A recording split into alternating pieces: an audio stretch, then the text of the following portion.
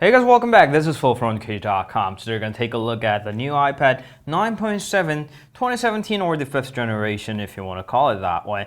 Since it doesn't have any of the new features added onto it, I'm going to assume that you pretty much know the basics about the iPad and go straight forward to the things that matter. Firstly, the display is surprisingly good. It's got a pretty bright panel, and the color reproduction is very good as well. Although it does not have the wider color gamut from the Pro lineup, it still retains the quality. Unlike the Pro lineup or the Air 2 that is now unavailable, the display is not zero gap. That means the touchscreen panel and the display itself has a little gap between them. It is visible, but it wasn't really annoying at all. And I was very glad to find out that the touchscreen panel isn't that mushy like the first generation iPad Air. One part that was noticeable is the lack of coating. The display is not fully laminated and it does not have the fingerprint resistant coatings on top of it. And that makes literally very prone to the fingerprints. And the way it feels when you scroll down with your finger isn't as nice as more expensive iPads. Now, the camera division is pretty good. It's a very good camera for a tablet, although I really don't want you to take photos with your tablet in the concerts or tourist areas. The selfie cam is good as well. It's pretty bright and it's perfectly suitable for FaceTime or Skype. And it also has a screen flash. Apple calls that the Retina flash.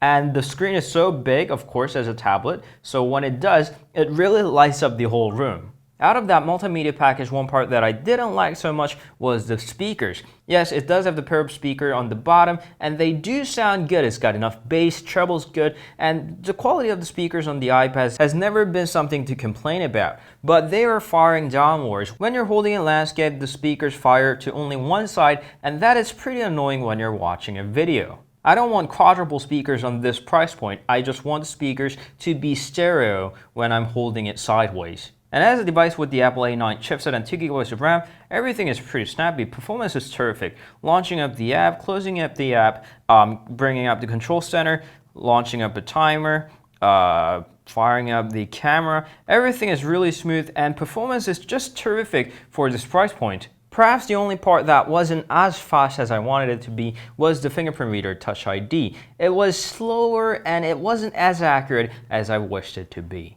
And with all that power, it does generate heat, and unfortunately the position happens to be the right hand side bottom, the exact point where you usually hold with your right hand. It's not terribly hot or anything, but it definitely is noticeable and it may come as an annoyance to some people. It did to me. But the battery division was something that I was very happy about. It's got enormous batteries built inside and they last up to 10 hours of screen on time. That was with the Wi-Fi network, so if you're using LTE network outside with a whole lot of apps running in background, you might get slightly shorter battery life, but still this is terrific. This lasts longer than any of the iPads. I was exceptionally happy with the battery life. But then, as people say, the great power comes with not the great responsibility, but the great charging time. It comes at 10 watts of charging brick and it takes up to 3 hours to 3.5 hours to charge up the battery. You might say that you can wait that much if you're going to use your tablet that much longer, but 3.5 hours to charge your tablet in 2017, that's way too long. Now, something that I intentionally didn't talk about this far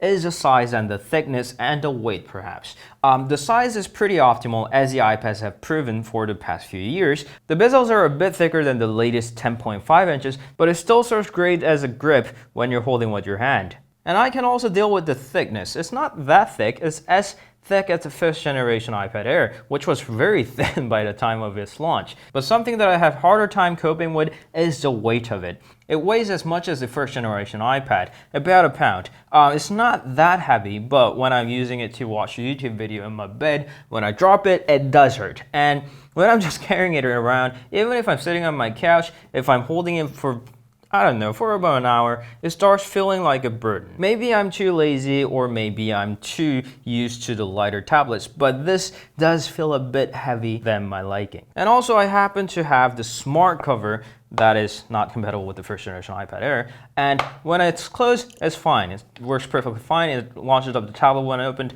but when I'm using it closed like that, it doesn't stick that well to the rear of the tablet. It seems like it's doing well, but when you even touch it ever so slightly, then it starts falling off. Now I have to get to the verdict and I have to take pricings into consideration because it's very affordable as an iPad. It starts with the $329 for the base model of 32GB Wi-Fi model, and I think it's very affordable and also pretty practical for what it offers. The 5th generation iPad is a solid tablet for the home use or light outside usage. But in the same time, I'm not sure if you want to shell out $459 for the LTE model or $429 for the 128GB of Wi-Fi model. As soon as we get to that price point, we have a bit more options than we have in $329 arena. So if you're looking for a basic tablet for your everyday use, here's a very affordable iPad with the iOS, which I still think is one of the best OS, if not the best, for the tablet operating system. Solid, dependable, simple, and affordable. That's the new iPad 9.7 5th generation, and I like it. Thank you always for watching. If you have any questions, please leave them down in the comment. You can meet us on Instagram, Facebook, Twitter, and Google+. We'll see you guys later. Ciao.